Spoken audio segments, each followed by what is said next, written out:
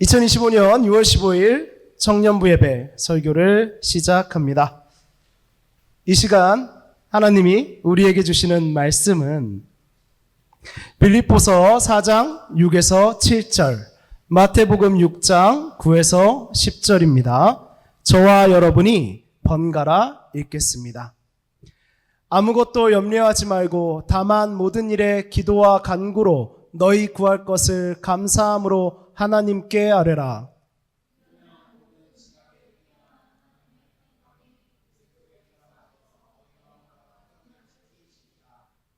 마태복음 말씀입니다.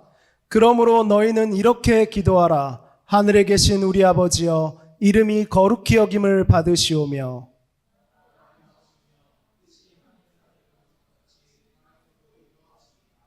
아멘. 오늘 설교의 제목은 기도란 무엇인가입니다.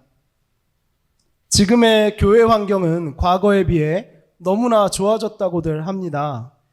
여러분이 얼마나 공감하실지는 모르겠지만 말이에요.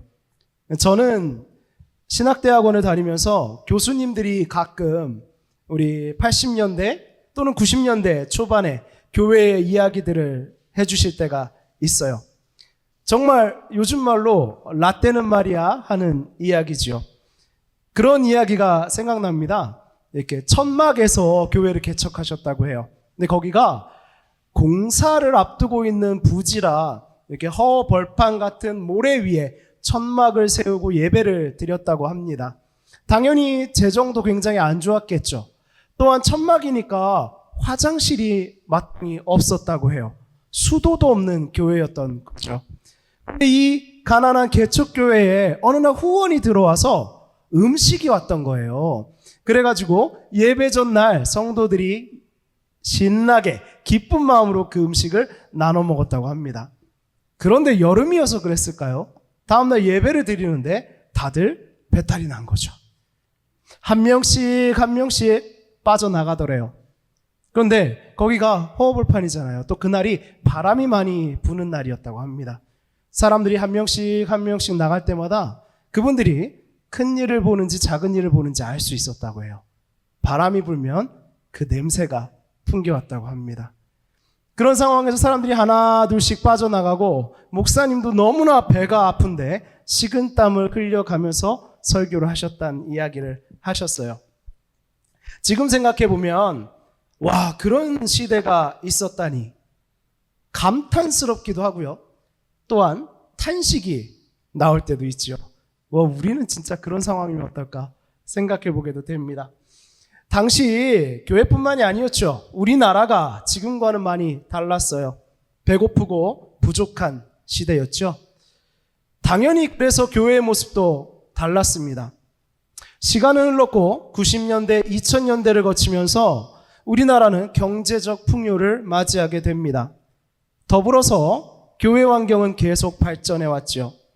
교회의 편의시설, 가득한 음향 장비와 조명들, 또 각종 프로그램들, 세련되고 감각적인 음악과 실력이 출중한 찬양팀, 제가 다니는 총신신대원에도 뛰어난 교수님들과 훌륭한 찬양팀과 쾌적한 시설이 마련되어 있지요.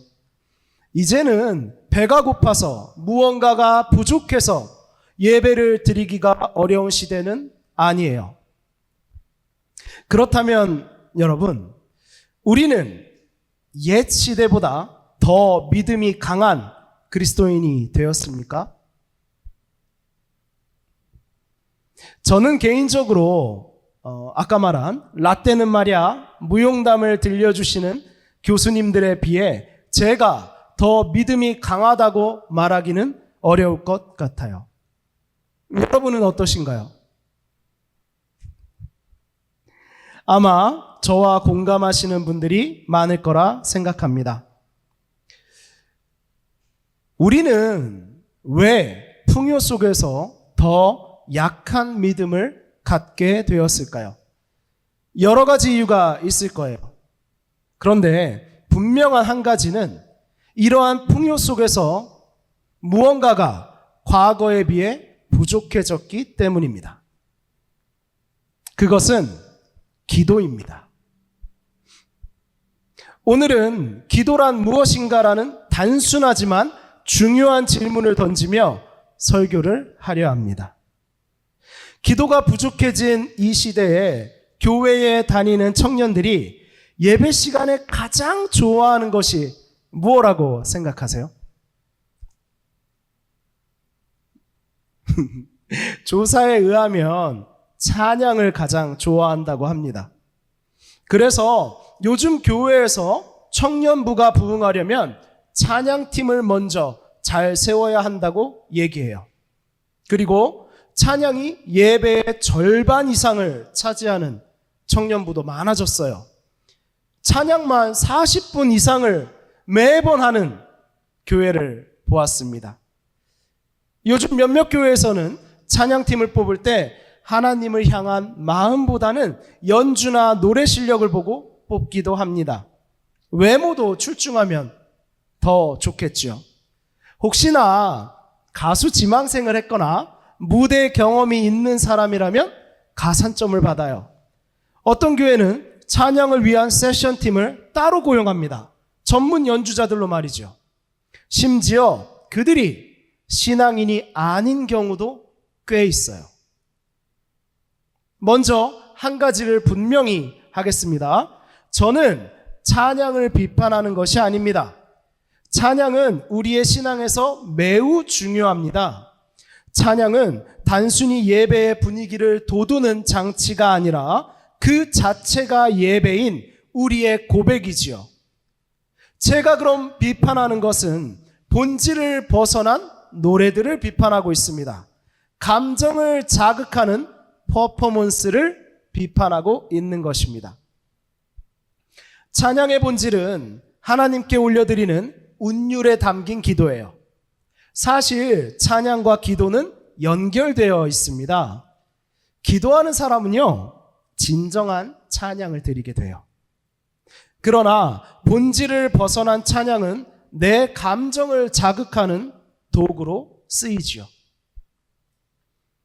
본질을 벗어난 찬양이 기도를 대체하고 있습니다.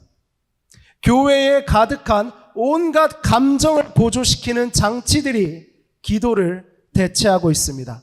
하나님을 찬양한다고 하지만 나의 감정의 소리를 듣고 있습니다. 예배는 하나님의 뜻이 선포되기보다 듣는 사람의 감정에 호소하는 시간이 되었습니다. 사람들은 나의 감정을 고조시키고 특별한 기분을 만드는 것이 하나님이 주시는 은혜라고 쉽게 믿어버립니다. 여러분은 여러분의 감정을 얼마나 신뢰하시나요? 여러분은 자기 감정에 속은 적이 없으십니까? 저는요, 제 감정에 속은 적이 참 많습니다. 그래서 실수투성이의 삶을 살았어요. 이 감정이란 녀석은요, 한껏 고조되면, 그 감정이란 녀석의 키가 한껏 자라면 그 감정에 대해 확신을 만들죠.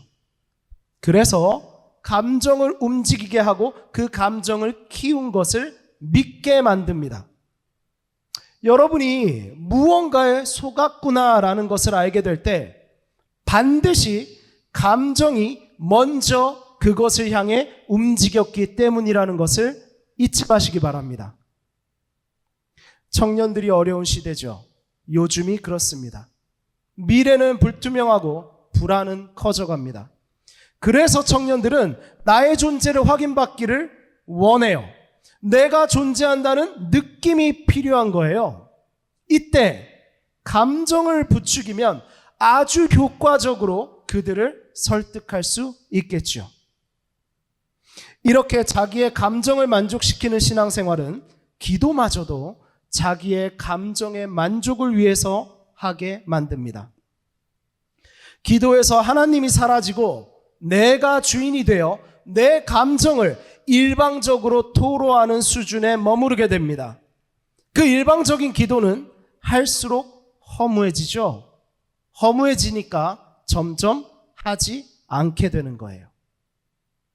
기도 대신에 내가 손들고 소리 지르고 울고 웃고 내 마음이 방방 뛰고 심장이 뛰고 이러한 것이 기도보다 더 좋은 것이 되었어요.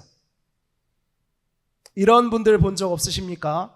찬양 집회를 찾아다니며 울고 웃고 주님을 외쳐 부르지만 기도는 드리지 않고 말씀은 모르는 청년들이요. 주님을 사랑하는 것이 자기 감정에만 머물러서 정작 주님이 어떤 분인가 누구이신가에는 관심이 없는 청년들이요. 사랑하는 청년들, 감정을 주의하십시오. 감정은 거짓말을 잘합니다. 거짓은 사탄이 이용하는 무기입니다.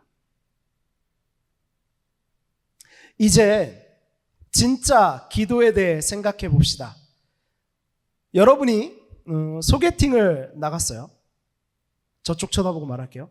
소개팅을 나갔어요. 소개를 받았습니다. 누군가를 처음 만났죠. 시간이 지나서 이제 오늘 만남을 마무리하고 헤어질 시간입니다.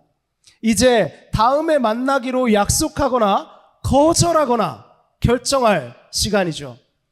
보통 제가 사역을 하면서 이 시점에서 가장 상담이 많이 들어옵니다. 많이들 그래요. 네. 이때 여러분은 무엇을 생각하며 만남과 거절을 결정하시나요? 제가 이야기를 나눠보면 많은 분들이 그 사람과의 대화를 꼽아요. 대화가 얼마나 잘 되느냐를 이야기합니다. 대화가 잘 이루어지면 다음 만남이 기다려집니다. 반면에 대화가 잘 되지 않는 상대와는 다음 만남에 대한 기대가 생기지 않아요. 자, 그렇게 첫 대화가 마음에 들었어요. 애프터를 신청했고 받아들였습니다. 이제 어디서 만나서 무엇 할지를 결정해야 해요. 설레는 마음으로 우리 무엇 할까 카톡을 보냈는데 기다려도 답장이 오지 않아요. 아니면 답장이 왔는데 다른 이야기만 합니다. 그렇다면 이 관계는 발전할 수 없겠죠. 이 관계를 바라보는 누구도 이 두 사람을 사랑하는 사이라고 말하지 않을 거예요. 우리가 기도를 왜 해야 합니까? 기도를 통해 주님과 사귀고 나와 동행하기 원하시는 그분의 이야기를 듣고 주님과 우리가 애프터를 신청하며 주님과 동행하는 삶을 만들어갈 이야기를 나누기 때문이죠. 주님께서 모든 만물과 성경을 통해 먼저 우리에게 얘기하셨거든요. 그 얘기하신 것에 우리가 답장을 보내는 거예요. 쉬지 말고 기도하라고 하신 것은 모든 순간에 함께 하자고 하시는 주님의 사랑인 줄을 믿습니다. 아멘.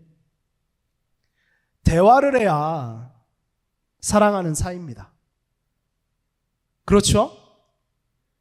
우리가 기도해야 주님과 사랑하는 관계입니다.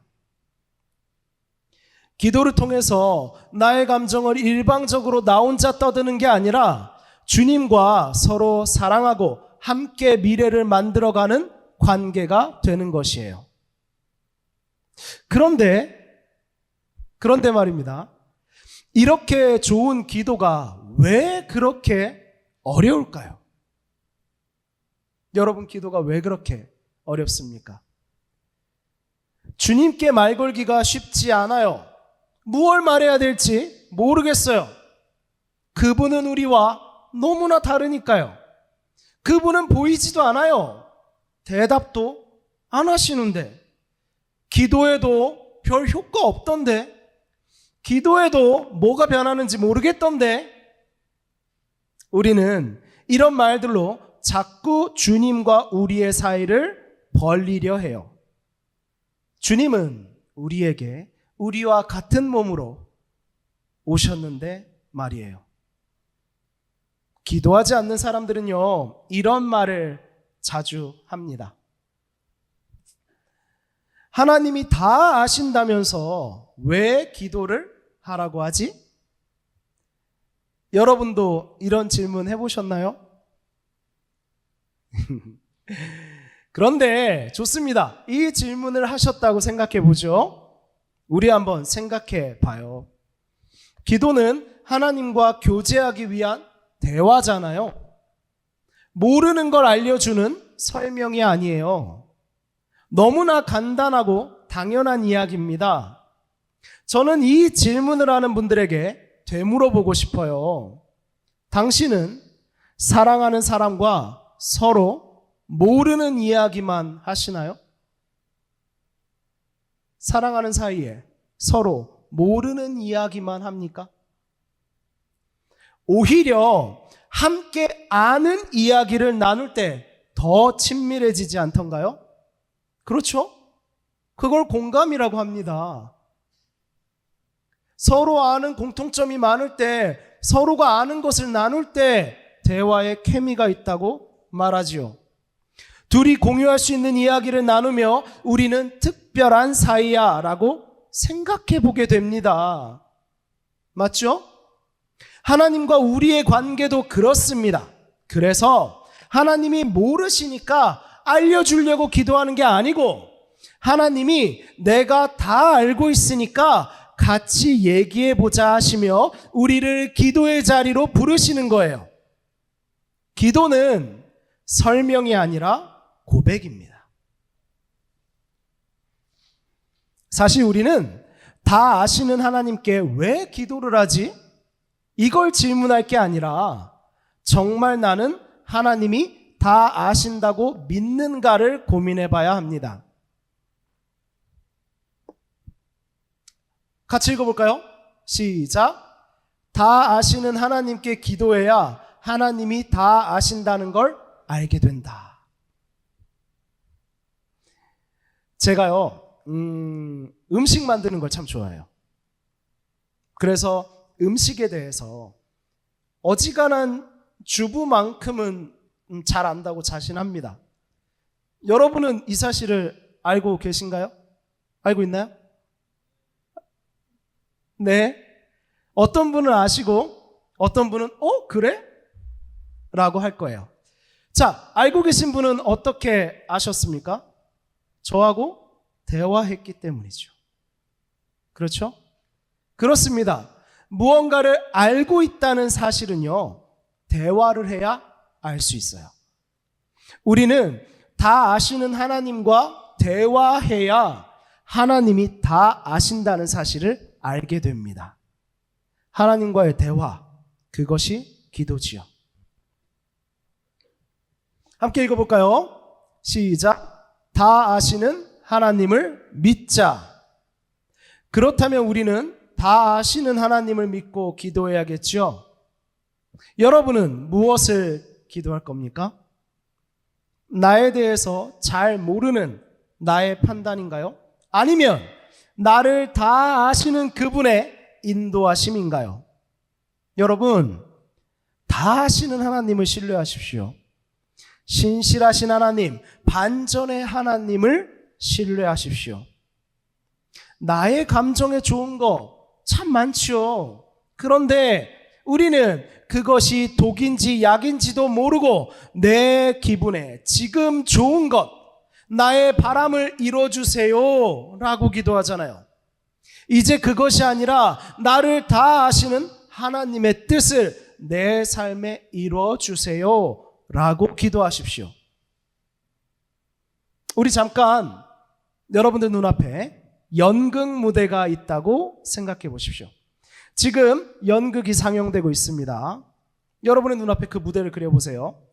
3명의 사람이 모여서 손을 잡고 기도하고 있어요. 이 3사람은 정치인과 사업가와 목사였어요. 그들은 교회를 열심히 다니는 사람들이었죠. 집사고 장로고 목사였으니까요. 그들은 간절히 하나님을 부릅니다. 하나님, 우리의 기도를 들어주세요. 하나님의 뜻을 이루어주세요. 그 순간에 하늘에서 목소리가 들리기 시작합니다. 하나님이 정치인에게 말씀하셨어요. 너의 아들의 죄를 고백하고 너의 욕망인 권력을 내려놓고 나를 따르라. 무슨 말씀일까요? 사실 이 정치인에게는 비밀이 하나 있었어요. 그의 아들은 마약 중독자였죠. 이것이 알려지면 그는 정치판에서 떠나야 할 거예요. 어느 날 한 기자가 아들에 관해 얘기할 것이 있다며 접근합니다. 이 정치인 아빠는 매우 불안했죠. 그는 진실을 감추려고 그 기자에게 뇌물을 주고 입을 막았습니다. 하나님은 이런 정치인에게 빨리 죄를 고백하고 그 욕망인 권력을 내려놓고 죄값을 치르기를 말씀하셨어요. 하나님은 이어서 기업가에게 말씀하셨습니다. 너의 재산을 모두 팔아 사람들의 건강을 위해 사용하고 너는 나를 따르라. 이 기업가에게도 비밀이 있었답니다. 이 기업가는 사람들에게 중독성이 강한 식품을 만들기 위해 해로운 물질을 잔뜩 넣었어요. 걱정이 되기도 했지만 먹는다고 당장 죽는 거 아니잖아 하며 스스로를 위안했지요. 그가 만든 제품은 대박을 쳤고 그는 많은 돈을 벌 수 있었어요. 그런데 하나님은 그렇게 번 재산을 사람들을 건강하게 하는데 쓰라고 하신 거예요. 자, 이제 목사가 남았죠. 하나님은 목사에게도 말씀하십니다. 목사는 기대했죠. 오히려 나는 목사니까 하나님이 나에게 무슨 말씀을 하실까? 이렇게 말씀하십니다. 모든 일을 중단하고 목사 자리에서 내려와서 겸손하게 나를 섬겨라. 그는 개척교회 목사로 오랜 시간 살았어요. 열정적으로 교회를 키웠습니다. 교회를 키우는 게 하나님의 뜻을 이루는 거라고 믿었어요. 성도는 늘어갔고요. 그의 개척 성공은 화제가 되어서 유명인이 되었지요. 유명세가 만족스러웠던 그는 어느새 교회의 왕이 되어 있었습니다. 성도들에게 헌금과 노동을 강요하고 자기의 말에 반대하는 사람들을 교회에서 쫓아냈죠. 그렇게 성도들에게서 받은 헌신으로 그는 교회 건축을 앞두고 있어요. 엄청 큽니다. 화려하게 지어질 교회를 생각하며 마음속으로 이 목사는 외쳤어요. 나도 이제 대형교회 목사다. 난 이제 무시받는 개척교회 목사가 아니야. 이렇게 외쳤죠. 이런 상황에 하나님은 내가 원하지 않으니 너는 목사 자리를 내려놓고 교회를 섬기는 평신도가 되라. 건축은 중단해라. 말씀하신 거예요. 자, 이 세 명의 주인공들은요, 이 얘기를 듣고 잠시 눈을 감고 생각에 잠깁니다. 그리고는 누가 먼저랄 것도 없이 이렇게 소리쳤어요. 사탄이 나타났다. 이건 사탄의 목소리가 분명하다. 오 하나님, 사탄을 물러가게 해주세요. 그들은 또 열심히 기도했습니다. 그들에게 하나님의 목소리가 들리지 않도록 귀를 막고 말이지요. 이 장면은 무엇을 말해주나요? 이 세 사람은 어떻게 됐을까요? 권력과 돈과 자기의 욕망을 추구하며 영원히 행복했을까요? 이들은 하나님의 목소리를 또 들을 수 있을까요? 여러분, 이 세 사람이 하나님의 말씀을 들었다면, 자기의 생각과 판단을 내려놓았다면 이들은 돌이킬 기회가 있었을지 모릅니다. 우리는 알고 있죠. 그 순간의 욕망에 취한 사람들의 말로를 우리는 너무나 많이 봅니다. 여러분, 우리는 어떻습니까? 우리가 오류투성이이며 우리의 판단으로 우리의 삶을 위태롭게 했다는 것을 고백하십니까? 우리가 죄인이기에 우리의 감정은 왜곡되기 쉬우며 그리스도의 보호와 인도하심과 지혜가 필요하다는 것을 인정하십니까? 그렇다면 여러분의 기도는 변화할 것입니다. 주님이 가르쳐 주신 기도는 우리에게 말씀하십니다. 뜻이 하늘에서 이루어진 것 같이 땅에서도 이루어지기를. 여러분도 이렇게 기도하십시오. 하늘에 계신 하나님의 뜻이 이 땅에 있는 내 삶에서 이루어지기를 원하십시오. 믿으시고 기도하고 기다리십시오. 하나님의 신실하심을 여러분의 눈으로 보십시오. 우리 룻기 나누었죠. 룻기의 이야기는 우리에게 말해주지 않습니까? 룻은 은혜를 구했죠. 나오미가 말했습니다. 다른 곳에 가지 말고 하나님의 은혜가 있는 그곳을 지켜라. 은혜의 자리에 머물렀어요. 결국 반전의 하나님을 보게 되었죠. 말하라 고백한 사람은 진짜 나오미가 되었죠. 3명의 주인공들에게 하나님의 놀라운 반전이 일어났죠. 이것이 하나님이 우리에게 대답하시는 방식입니다. 그런데 여러분, 하나님의 대답이 왜 안 보인다, 안 들린다라고 하십니까? 그분은 크시기에 작은 우리에게는 주님의 대답이 바로 눈에 보이거나 들리지 않는 거예요. 이렇게 생각해 보죠. 잘 들어보세요. 지구는 우리에게 너무나 크기에 지구가 돌아가는 것이 눈에 보이지 않습니다. 들리지도 않습니다. 그러나 지구는 돌고요, 계절을 만들고 환경을 만들고 열매를 맺고 모든 생명들이 살아가게 하지요. 이 햇볕이 쨍쨍한 더운 여름은요, 가을을 이미 준비하고 있습니다. 우리에게 지구가 돌아가는 게 보이지 않고 지구가 돌아가는 소리가 들리지 않더라도 말입니다. 우리 중에 지구가 돌아가고 계절이 바뀜을 부정하실 분이 있습니까? 하나님의 기도 응답이 그렇습니다. 하나님의 기도 응답이 보이지 않는다고 생각될 때 여러분, 이 지구의 이야기를 떠올려 주십시오. 설교를 마무리하겠습니다. 사랑하는 여러분, 여러분의 기도는 혼자 외치는 공허한 소리가 아닙니다. 답장도 오지 않는 안익십 당한 톡이 아닙니다. 여러분, 지금 주변을 둘러보십시오. 버티컬이 다 쳐져 있네요. 네, 창밖을 보면 좋은데요. 네. 지구는 움직이고 있죠. 바람도 불죠. 덥죠. 그리고 눈을 감고 잠깐만 여러분의 지나온 삶을 생각해 보세요.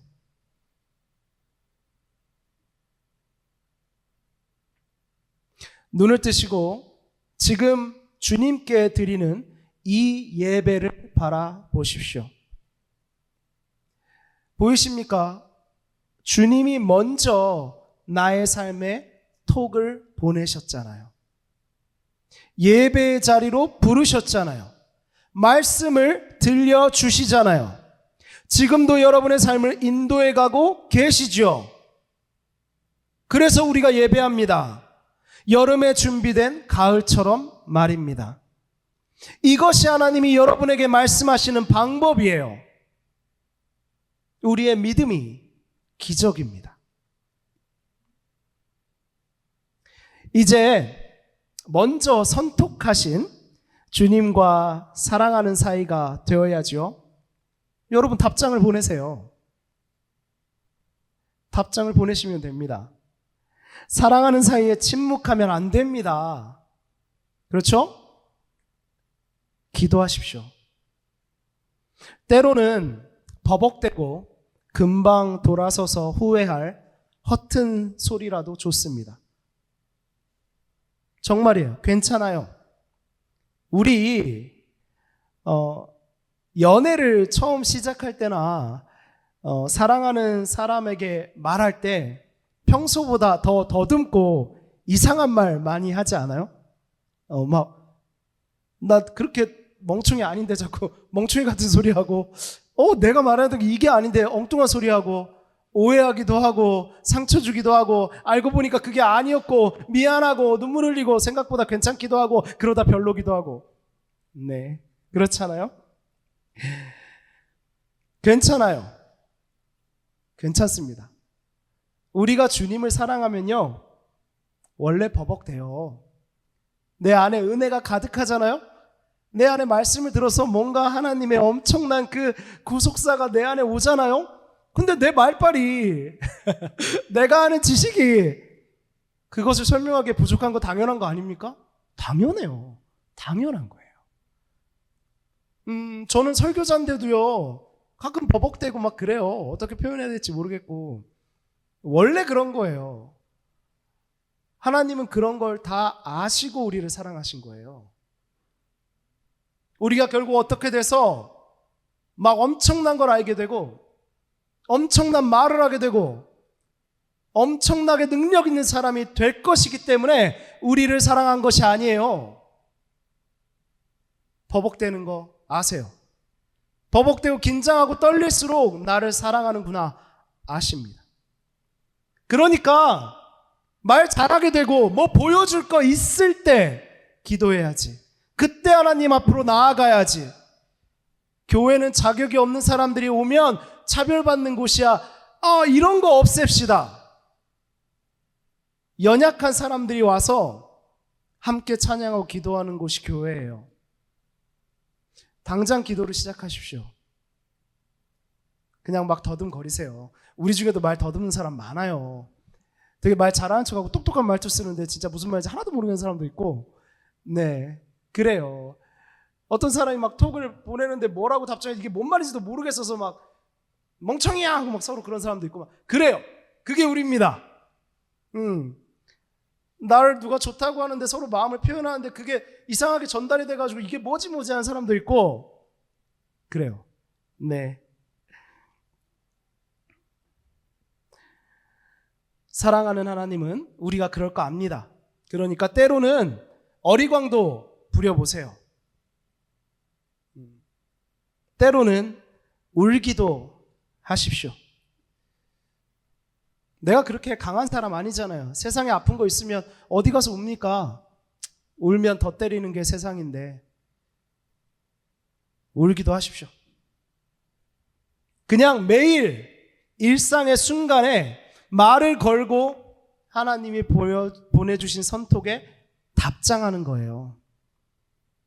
잠깐의 시간이라도 내서 하나님께 이런저런 얘기를 하세요.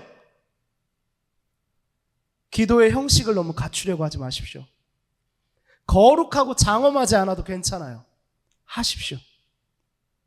나의 모습을 꾸밈없이 다 털어놓고 사랑하는 그분의 뜻이 내 삶에 이루어지기를 기다리는 겁니다. 주님은 나를 다 아시잖아요. 주님, 맞죠? 기도하세요. 주님은 반드시 여러분의 기도에 응답하십니다. 아멘? 우리를 더 나은 사람으로 만들기 위한 우리도 알지 못하는 하나님의 방법으로 말입니다. 기도하는 여러분에게 하나님의 평강이 그리스도 예수 안에서 여러분의 마음과 생각을 지키실 것입니다. 아멘. 반주 부탁드릴게요.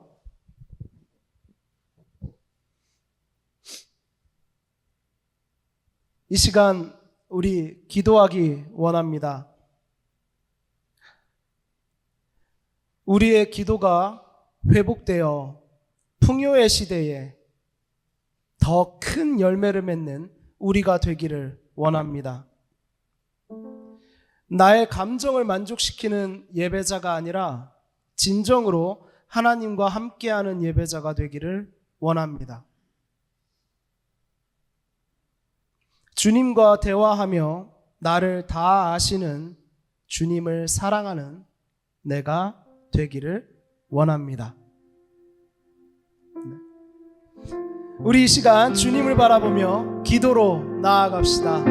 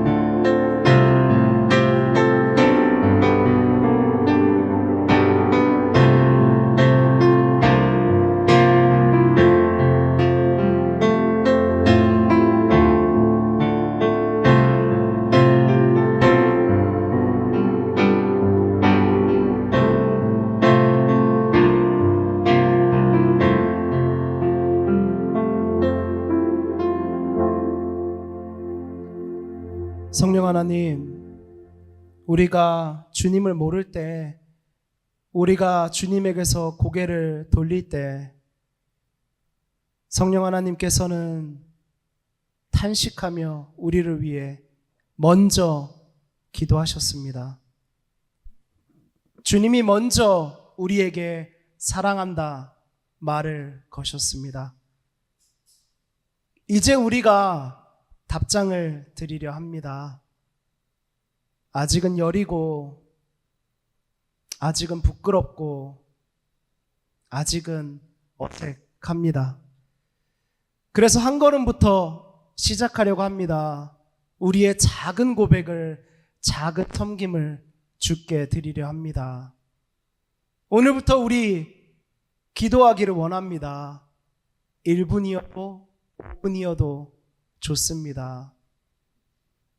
주님 너무 사랑해서 버벅대기도 하고 제가 부끄러워서 쭈뼛쭈뼛 대기도 할 겁니다. 그런데 주님 아시죠? 우리가 그런 사람이라서 우리와 같은 몸으로 내 옆에 오셨잖아요. 그래서 주님 붙들고 기도합니다. 주님, 이 연약한 저의 손을 붙들고 동행하여 주시옵소서. 주님과 함께 좋은 곳도 가고, 주님과 함께 좋은 것을 나누고, 주님께 배우고, 주님을 따르고, 우리도 주님 닮은 사람 되고 싶습니다. 이렇게 우리가 사랑에 고백합니다. 주여 받아 주시옵소서. 우리의 인도자이신, 영원한 우리의 연인이신 우리 주 예수 그리스도의 이름으로 기도드립니다. 아멘.